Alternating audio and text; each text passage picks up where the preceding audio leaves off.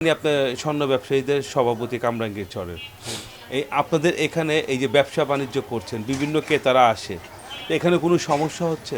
না, কাস্টমারের বর্তমানে কোনো সমস্যা হচ্ছে না। তবে বর্তমানে আমাদের ব্যবসার পরিস্থিতিও ভালো না। স্বর্ণের দাম ঊর্ধ্বমুখী হওয়াতে কাস্টমার অনেকটাই কমে গেছে। যেমন আমাদের কোনো মালও বর্তমানে বানানো অর্ডারও নাই, বেচা কিনাও নেই। তবে পুলিশের যে কাজকাম করতেছে, যে ডিউটি দিতেছে, পুলিশ আইন শৃঙ্খলা পরিস্থিতি বর্তমানে আগের থেকে অনেকটাই ভালো। টল পুলিশ বর্তমানে সঠিক পালন করছে। ওনাদের আগের যেই তুলনার রাস্তায় গাড়ি কম ছিল, এখন বর্তমানে ওনাদের গাড়ি জায়গা জায়গাতেই আসে, দেখতেছি আমরা। এদিক দিয়ে ওনারা অনেকটাই ভালো কাজ করতেছে। আপনাদের এখানে কি চুরি ছিনতাই হচ্ছে?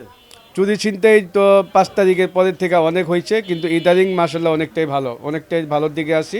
এদিকে ভালোর দিকে থাকার উদ্দেশ্য হলো পুলিশের সহযোগিতা করতেছে আমাদের। কামরাঙ্গীরচর থানার ওসি সাহেব বর্তমানে যিনি আসেন, উনিও খুব বর্তমানে আমাদের উপরে খুব ভালো নজর রাখছেন, খেয়াল রাখছেন, দেখছেন।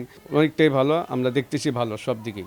আমাদের কামরাঙ্গীরচর স্বর্ণ ব্যবসায়ী মালিক সমিতির থেকে লালবাগের ডিসি সাহেবকে অনেক অনেক ধন্যবাদ, কারণ উনিও ভালো কাজ করতেছে, পুলিশও ভালো কাজ করতেছে। বর্তমান আমরা চাই প্রশাসন, ডিসি সাহেব, ওসি সাহেব যারাই আসে ওনারা আমাদের পাশে থাকবে, ওনারা আমাদের সহযোগিতা করবে, ব্যবসায়ীরা ভালো দিকে ভালোভাবে আগাবে, ভালোভাবে আমরা ব্যবসা করবার চাই। আপনাদের এখানে বিভিন্ন জায়গা থেকে সারা বাংলাদেশ থেকে ক্রেতারা কেনাকাটির জন্য আসে, তাদের কি এখানে কোনো সমস্যা হচ্ছে? আইন শৃঙ্খলার পরিস্থিতি কেমন মনে হয়? বিগত সময়ে যে মার্কেটে যে প্রবলেমগুলো হতো, এই সমস্যাগুলো এখন হচ্ছে না। আইনের পরিস্থিতি আগের চেয়ে অনেক বেটার। আর আমরা প্রত্যাশা রাখছি এই সরকার, আমরা যারা ব্যবসা করি, আমাদের যারা ক্ষুদ্র ব্যবসায়ী আছে, আমাদের প্রতি এটা খেয়াল রাখবেন। সারা বাংলাদেশ থেকে আমাদের এই নূর সুপার মার্কেটে আসে, তারা যেন ভালো সেবা পায়। আইনের যে পরিস্থিতি আপনি বলেছেন, সেটা আগের চেয়ে অনেক বেটার, ভালো।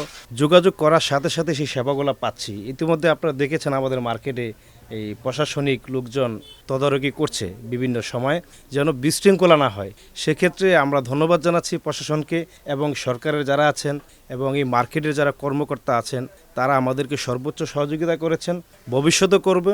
এটা আমরা আশা করতে সারা মার্কেটের যারা দোকানদার আছে, আমাদের যে নিরাপত্তার যে বিষয়গুলো, আমরা যে শঙ্কায় ছিলাম, এখন সেই শঙ্কায় আমরা নাই। ইনশাল্লাহ ভবিষ্যতে এটাই বজায় রাখবে এই সরকার, আমরা প্রত্যাশা রাখছি আর কি। আপনার মাধ্যমে আমি ডিসি সাহেবকে ধন্যবাদ জানাচ্ছি কামরাঙ্গীরচর থানার ওসি সাহেবকে আমাদের মার্কেটের পক্ষ থেকে, এবং ধন্যবাদ জানাই লালবাগ ডিভিশনের ডিসি সাহেবকে, এবং পাশাপাশি কামরাঙ্গীরচরের ওসি সাহেবকেও ধন্যবাদ জানাচ্ছি। মনের কথা বলে এই সময়ের পথে চলে, এই সময় সমাজের কথা বলে, এই সময় সময়ের পথে চলে, সবার কথা বলে। এই সময়